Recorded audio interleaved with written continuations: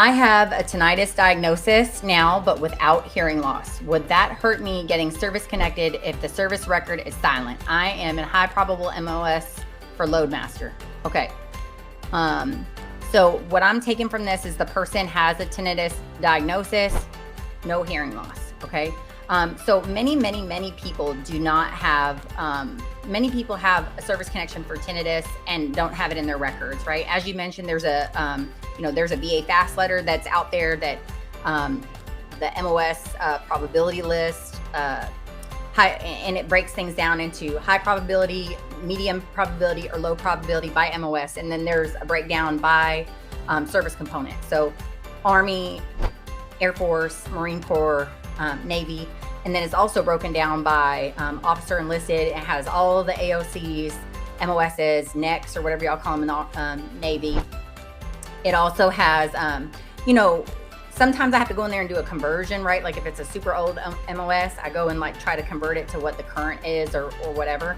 But yeah, heck yes. If you have a high probability MOS and you have a really good personal statement about like what you experienced on active duty, hey, like I went to the range, I did this, I did that. If you have buddy letters, that might be helpful.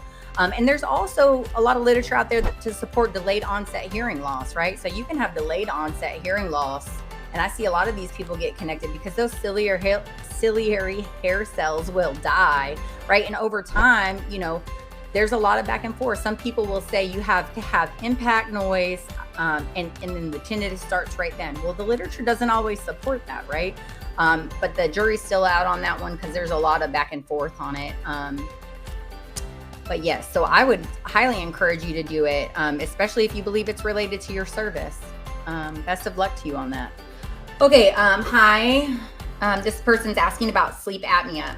So they have a sleep apnea diagnosis. Should I do sleep apnea secondary to tinnitus or tinnitus / sinusitis or PTSD? So those are some great questions. And I kind of touched on this on the IBS thing. So this is from my perspective. So remember, this is just my opinion. There are tons of opinions out there. This is just the way that I see things and my experience as a previous examiner and what I do now. If there are multiple theories of connection, and when I say theories of connection, I mean risk factors, right? I'm not just saying things that we think of and theorize, right? So if there are multiple factors that are impacting your condition, whether it's, sinusitis or allergies, PTSD itself, the weight gain as an intermediate step from the PTSD, orthopedic conditions, etc., I just include all of them. Right? Because we have to talk about all of the things that can be contributing. We also have to address the things that are maybe some people would call bad facts, right? So we don't just leave out information that is hurtful because a lot of times those things are going to be picked up and, A, we have to include it, and B, it's important to say, I've weighed these other risk factors like male gender, right?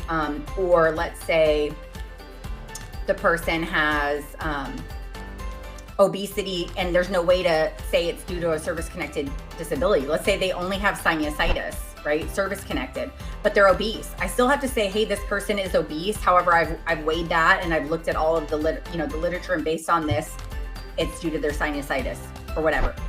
Tinnitus and sleep apnea, I've been over this several times.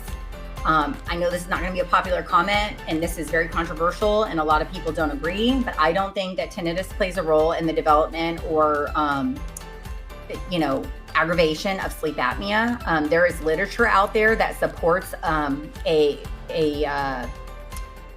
a causative link that I've seen.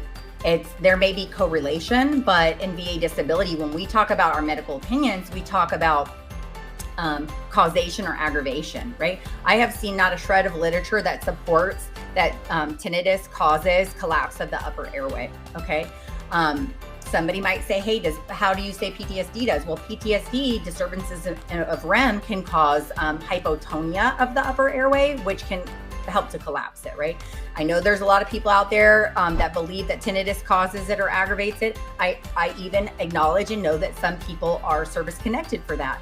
But I'd like to add a couple of things to that, right? One, was there a mental health condition as an intermediate step in between that, right? So were you service connected for tinnitus, and was your tinnitus, did you later get a service connection for a mental health condition?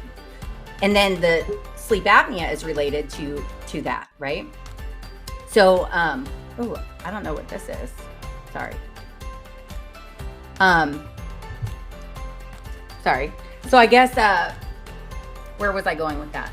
So I don't believe that tinnitus causes or aggravates that. And another thing, you know, remember there's a human factor, right? So there's always a human factor. There's a bajillion examiners out there and raters and people that review cases every day. So somebody could go and have a nice day and they're a rater and, they could come back and see a sleep apnea tinnitus claim and just approve it, right? So I'm not saying not to pursue it, because you should pursue anything that you believe is related to service, right?